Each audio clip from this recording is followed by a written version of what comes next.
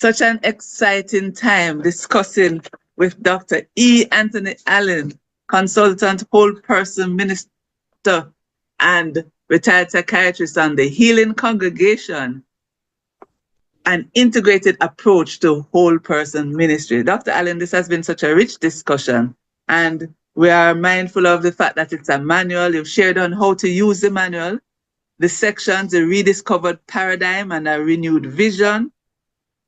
The next section, which speaks to the practical possibilities, the basic core, the neglected priorities, healing through community. And we're just going to speak now a little bit about the program management for ministry. And I noticed that you introduced an acronym, APTIME, APTIME, in your book. What does it stand for? And how does it serve as a framework for whole person ministry? Well, one of the biggest problems in many church activities, yes, is that somebody has an idea, make a start with no clear plan, and it is said that if you fail to plan, then you plan to fail. Yes. You know, and if you don't know where you're going, then you'll get there. Yes. Nowhere. Nowhere. Right? Yes. So, and the thing is that why I focus on this section is that many people, even doctors, are properly trained in management. True. And sometimes doctors or counselors and other people may go and do a degree in a management, a master's in management, and then some people do the MPH, which public health, which gives, yes. So on, So, but why is that the average person can learn critical management skills and processes. Okay. If it's used, then the ministry is going to fit together and work properly and last long. So the first thing is assessment. Because what can happen is that, say in the church, one can do questionnaires in the different groups and sections as to what are the common problems that people have, the common physical problems, the common relationship problems, environmental problems, in each area. And looking at these problems. And also you could have groups. Yes. Focus groups when you discuss with people.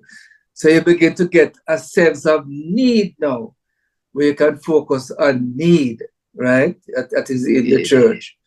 And having done this assessment of need, and also you can look at cultural issues, because some people don't believe that they should go and talk to a counselor. It's not done, it's the wrong thing. Some people believe that you only go to the doctor when you feel the pain bad, and you try home remedy, So you have these cultural beliefs that one has to try to understand in different cultures as part of one's assessment, right? Yes. And there are other things one can go into, but I just gave you some examples. Right. So you see what the needs and what these conditions and the context and the situation is, right? Indeed. Yes. And then one gets into planning now. And one aspect of the assessment too is to have people look at the scriptures in your assessment groups. What are the problems we find, and what does the Bible say about it?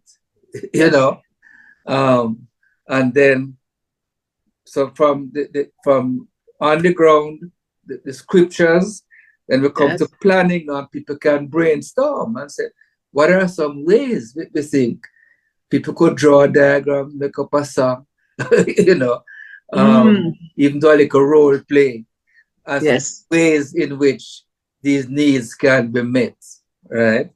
And then for example, at Bethel, when we started out, we spent a year planning Wow. In that planning process,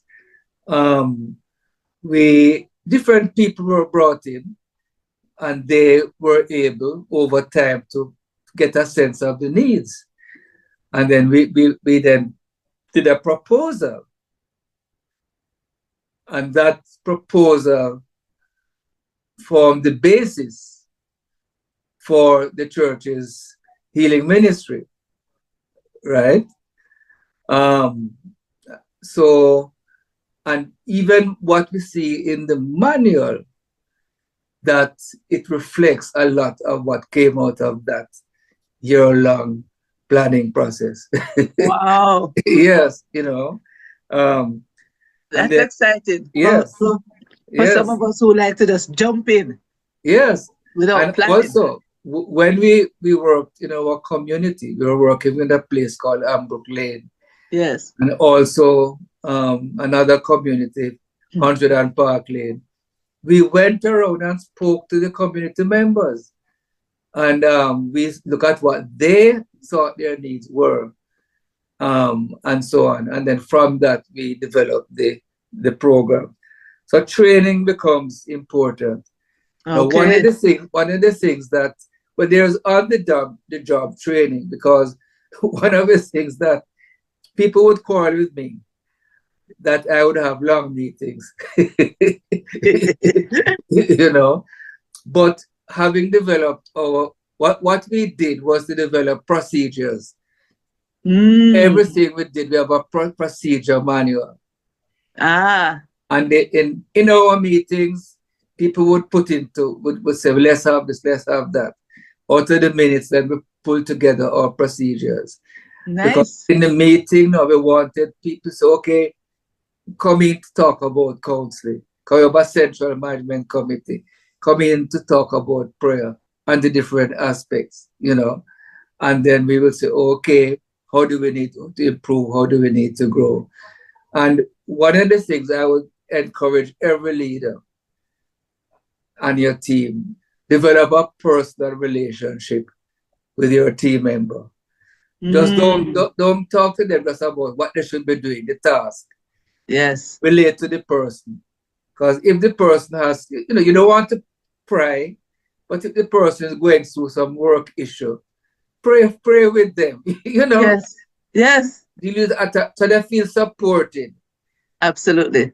And I always used to say, don't be afraid to call me. If you're having any problem in your task, I am here for you. Wow. So that they would feel supported. They would feel like they're just thrown out into deep water. They'll be supported personally and also supported in the task, right? Yes. So they are human beings. They are it, not a thou. Yes, exactly. Another part of the training. They are thou, not an it. Yes. So there's the on the job, and then we used to have retreats. We used to have retreats twice a year. And then we had people who would come in and talk about different aspects of the ministry. Yes. Right. And that was also part of it was 4 times a year, part of the training, Okay. The church has a training, ministry of, training. And in that ministry, they would also have included like lay counseling, evangelism and so on as part of their training, which would fit into the whole person healing ministry. So the training is important. Assessment, planning, training. Training, yes. Now there's the implementation, because you have to look, okay, we have looked at our mission, for example, as part of the planning. You look at your vision. The vision is the end product that you want to see. The mission is getting going and getting it done. And then you look at different objectives now, in different counseling and the different aspects. What is it that you aim to do, your objectives? And then you also now look at over the time of, say, the 12 months for this year. Yes. The year coming up. What are the things that we're going to get started? Because we can't do everything at once. You know? Yes. You know, for example, when we started at Bethel, we started with a counseling ministry, which went for 3 months. And then now we brought in the evening clinic, you know. It went for 10 years, and then we had a full time. So you have to bring in things gradually. Yes.